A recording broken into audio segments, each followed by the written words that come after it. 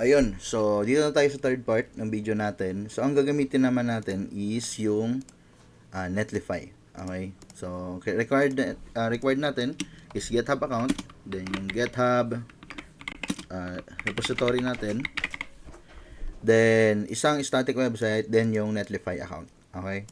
So yung mga kailangan natin. So para magsimula is punta tayo sa netlify.com. Yan. So ayan. So dito sa Netlify is na-try ko sa ibang gamit yung ibang GitHub account ko. So working siya kahit nakaka-automatic sign up tayo kahit wala na siyang another layer ng verification. Okay? So try natin mag-sign up kay Netlify. Then pindutin natin is sign up with GitHub. Okay? Then dito may authorization permission. So select lang natin si authorize Netlify.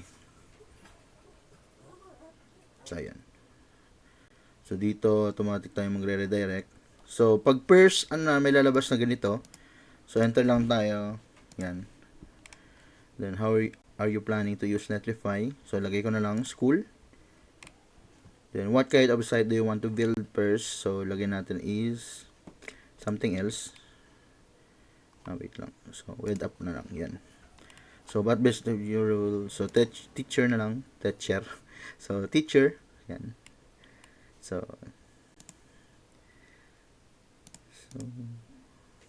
IT10 na lang lagyan natin dito. So IT10 CCMuddy. Okay, CCMuddy. Yan. So continue to deploy. Click lang natin. Then deploy your first project. So lagay lang natin is sa GitHub. Okay. So yan, may lalabas na ganito. So another permission, authorize Netlify. So mas madami lang authorization na requirement si Netlify. So same sa sa Vercel, pwede din tayong mag-select ng repo kung lahat or kung specific na repo lang. Okay? So since isa lang, all repositories na lang yung lagyan natin. So ayan. So dito is yan, nakalista na rin siya private kasi yung repo natin is private. So wala rin problema kay Netlify kung private or public yung repo nyo. Kay GitHub pages lang na kailangan, required siya na dapat public. Okay? So dito, select lang natin itong repo natin na may git activity 9 Darrell Factor. Select natin yan. Then dito wala na rin ibang check natin tong sige, okay na yan. At least tingin ko wala na siya masyado dito. So deploy, click natin ng deploy. So ayan. So meron siya ditong lags lang. So I think ayun, deploy success na. So deploy success. So dismiss lang natin. So currently yung website natin is saan natin mapupunta dito? So site overview. Nasa kasi tayo currently nasa tayo sa punta tayo sa pinaka site overview. Yan. So dito is automatically binigyan niya ng sariling subdomain yung site natin. Okay? So ito yung pinaka domain natin, yung netlify.app. Kung sa Vercel is vercel.app. Sa Netlify naman is netlify.app. Pero dito is nag-generate siya ng automatic na subdomain. So pwede nating palitan yan. Yan. So pwede nating palitan to. So punta tayo sa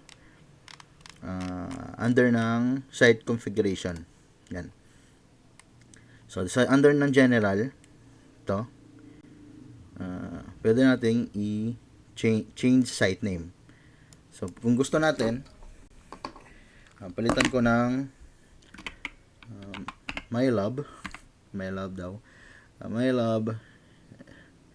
Ba't mylove nga? So git lang lagay natin. That's 9. Yan. So baguhin natin ganyan. mylove.git-9. So dito, re-enter daw natin tong new site name. Yan. Then save. Okay? Save lang natin. So mapapansin nyo sa pinakataas na bago na din siya. Then dito sa baba, yan. Then iba pang ano, yan. So dito sa danger zone, yung pinaka-site nyo, pwede nyo i-disable muna. Kung ayaw nyo pa makita ng public, pero gusto nyo i-retain muna yung repo sa Netlify, pwede nating i-disable. Okay? Then, kung gusto nyo delete na, meron tayo dito, delete this site. So, ayan. So, sa site details, ito na pala yun. Yan. So, dito, meron din iba. I think, continuous din siya. So, continuous deployment din siya since nakalink yung pinaka-repo natin. Okay? So, same siya sa Vercel na kapag nagpo-push kayo sa GitHub is nagre-reflect na sa Netlify. So, ito try natin yan mamaya. So, since dito na tayo, i-click lang natin tong site natin, yung mylab-git-9netlify.app. So, ayan. So, ito yung pinaka-website natin. Nagamit yung Netlify, then yung paragraph, then yung button. Okay? So, public na din yan. So, accessible na siya dapat sa iba-ibang devices nyo.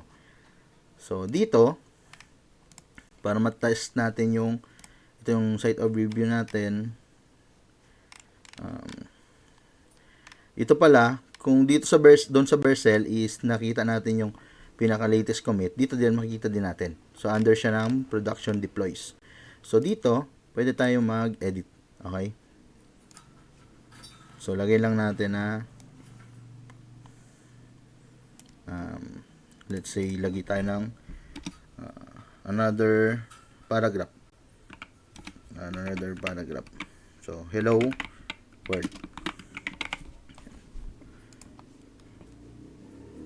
Yan. Update index.html lang. So, dito, I think automatic dapat siya. So, yan. Dapat automatic siya. So, ba to? Try natin refresh. Yun. So, dito, hindi siya nag-auto-refresh. So, refresh lang natin. Refresh natin yung site. So, yun. Makikita natin yung message na update index.html. Tapos, yung yung link, tapos nakalagay siya .publish. Okay? So, ano ba yung kaninang inaano ko?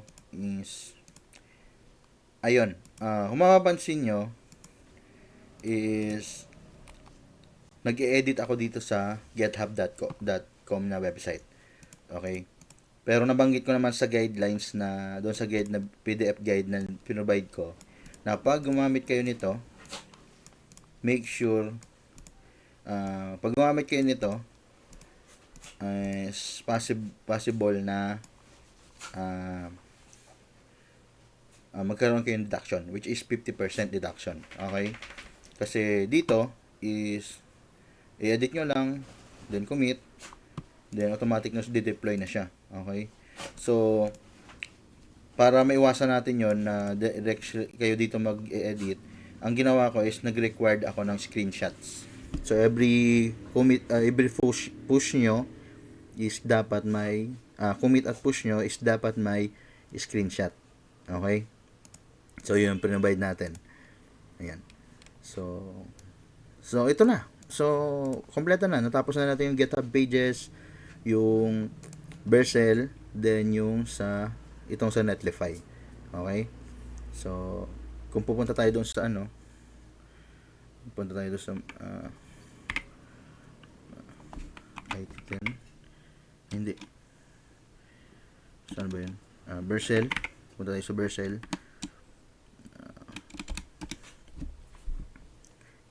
Punta tayo dito sa yan. Kung mapansin nyo, auto-deploy na din.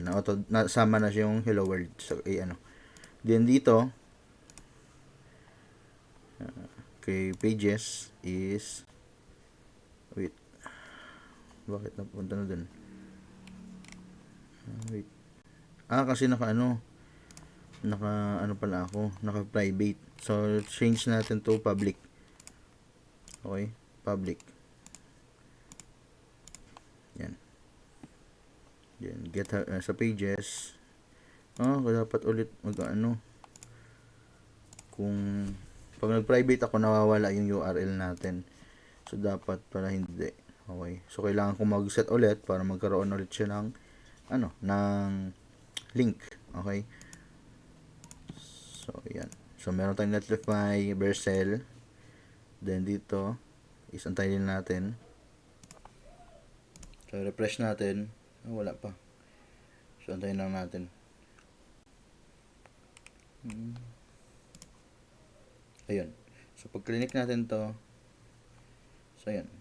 Meron tayong GitHub pages na naka-host. Yung Netlify, then yung Vercel. So, ayan. So, pipili lang kayo. So, pag ang GitHub pages ang gamitin nyo is minus ng 10% since yung effort is mas less. So, pindot-pindot na lang kasi siya. Then, dito sa Netlify at Vercel is walang tayong deduction. Kung wala kayong Vercel account, kung hindi makahabol yung registration na verification ng registration nyo, pwede kayong gumamit ng Netlify. Okay? Yan. So, again, yung sa deployment, ang inaalaw ko lang na pag-push ng changes is using terminal or GitHub desktop. So, kailangan nyo i-screenshot every kung ano yung hinihingi ko doon sa pinaka pinaka guide ko. Okay? So, yun lang. So, good luck everyone sa practical exam tomorrow. So, sana makapasa lahat. Okay?